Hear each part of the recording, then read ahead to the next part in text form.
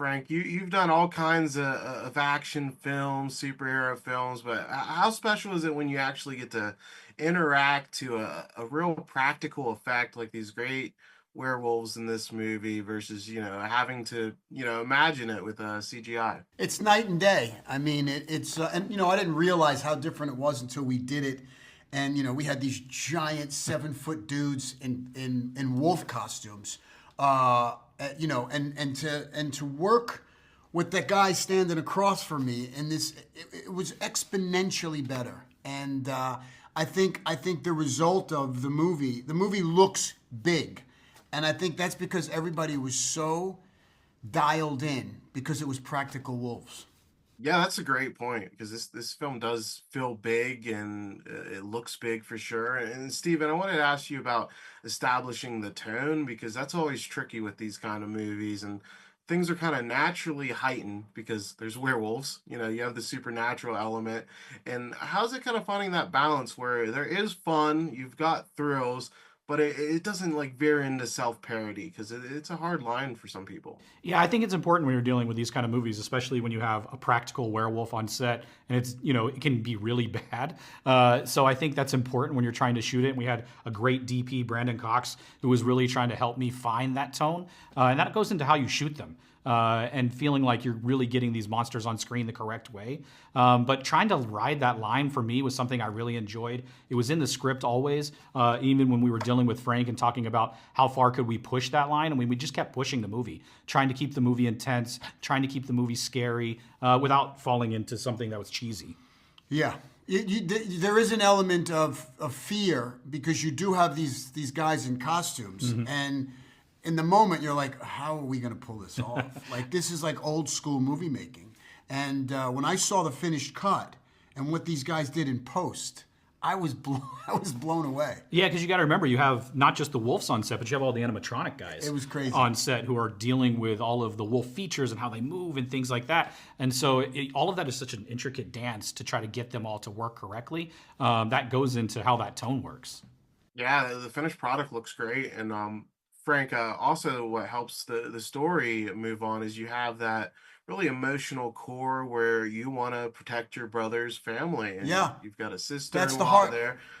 Yeah, can you speak to that element? Because it really gets people invested. Obviously, we're there to see you fight werewolves, but it's good to have like the stakes really established there with the family. Yeah, in film, I often say this: if there's no story behind the action or behind the scares, it'll fall flat every time. I did a little movie called Wheelman, which was me in a car for 90 minutes, but the story was about me and my daughter, right? And we talked about this, and if we don't attach ourselves to my character and Ilfinesh's character and the child, my brother's daughter, if we don't attach ourselves to that, it's a scramble of just action and wolves and blood. That is the heart of the story, and that's what will get people to get invested.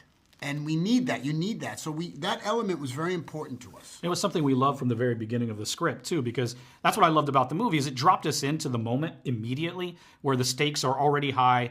Frank's character is having to, basically board up the house, get it ready for everybody. I feel like that kind of emotional stakes is set up so early that the audience is already on board. And I don't, in the movie, I really wasn't a family guy. Do you know what I mean? I was a scientist and a soldier, and this is all kind of fish out of water. Now I'm taking care of my brother's kid and my niece and my sister-in-law, and it's kind of me discovering myself as a man, which is wrapped around this werewolf story. Yeah, learning how to take care of his family. Yeah. Yeah, those are great points. And Stephen, I wanted to ask you about this shot near the end of the movie. You get Frank shirtless in this film. He looks insanely ripped, but he gets like this superhero like entrance where the light is glimmering off his abs. It's very. That's the only time we use CGI. No, that is all Frank. That is all Frank. Let me tell you, I think we had that shot planned from day one, to be quite honest. Even when talking to Frank and telling him we were going to do it, I think he was like, okay, but Frank's jacked. I mean, look at the guy. He looks fucking great. I'm old and jacked. It's a great shot. It's just it's very funny out of context, but it works within the film. Yeah, you know, it's and I did a little homage to Brad Pitt Yeah, leaning back. He gave us the lean back from Fight Club. Sure. And we laughed Yeah, about it. we did. And obviously it's in the movie, and it is kind of out of context, but somehow it works because of what happens next. Yeah, I think emotionally because of all of the things that are happening, you kind of go with it. Because you've also seen these werewolves who have great abs. They do. have some Werewolves, really werewolves, good abs. werewolves are known to have. So you great you abs. kind of just go, of course Frank has great abs. You know, I was single at the time. I needed to find a girlfriend. Franco, what really stood out about Steven's approach to action? Because there's some really great scenes here. I love we see this in the trailer too. But you get on that machine gun, you're just mowing down these werewolves. There's a lot of fun action. I have to tell you something. He's as good of a director in this genre as anybody I've worked with. I mean, he really understands the genre. He understands how to deal with his actors. He hires the right actors, and I mean, I think, you know, I'm just hoping we get to do more of these because there's more story to be told, and I think you know, I found my Scorsese in Stephen Miller. So Well, look, man, I can only do my job as well as Frank does his, and Frank is one of those guys that shows up. He's a pro. He knows exactly what he needs to do. He encourages everyone else around him. He sort of rallies the troops, and that's what you need with your lead actor, who you're going to go to battle with for a few months. And so I love that about Frank. I love that everyone loves to be around Frank. And for me, that was an Not easy my thing ex-wife. to shoot. Yeah, well, I'm not his ex-wife. I love being around Frank. And he's right. We're going to have a blast. We're going to make some more of these. It's going to be a good time. yeah. Awesome. I'll definitely watch them. And Steven, you did assemble a really great supporting cast around Frank too. How was it working with Lou Diamond Phillips? Because he's given some good exposition here, and you know those are tricky parts with when you're dealing with like scientific jargon, but he pulls it off. Yeah, you know, we were just talking about Lou and how he sort of brings like a gravitas to the movie and sort of also gives it a little bit of nostalgia, which I love. And he's just one of those guys that when he's on set, he's so sweet. He's just such he's a great Lou Diamond guy. Phillips. He's Lou Diamond The guy's Phillips. a legend, you know, and you know, he does lend this nostalgic feel to the movie, like, you know, this would have been made in the 80s. Right. He feels and he would have been the star. Yeah. Yeah, he just brings something to the role that was different and it wasn't so classic scientist. He had something different about him, which I love. Frank, this reminded me a bit of the Purge movies. You know, there's one crazy night Yep. with a lot of violence. This 12 time hours. it's the supermoon and werewolves. Yep. Did those kind of hit you while filming?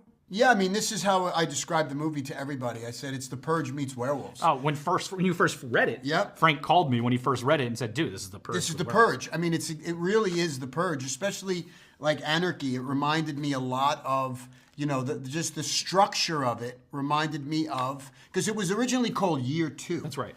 And so we already knew what happened the year before. So I said, wow, we got to work hard not to make this the Purge. That's right. We did. I think we did, actually. Yeah. There was a lot of little revisions we did to make sure it didn't feel like that. That's exactly right. But for sure, it was an easy sell. When Yeah. you say the Purge meets werewolves, that's what it was. If you like the Purge, if this is an audience, if there's an audience out there that likes the Purge, they're gonna love this.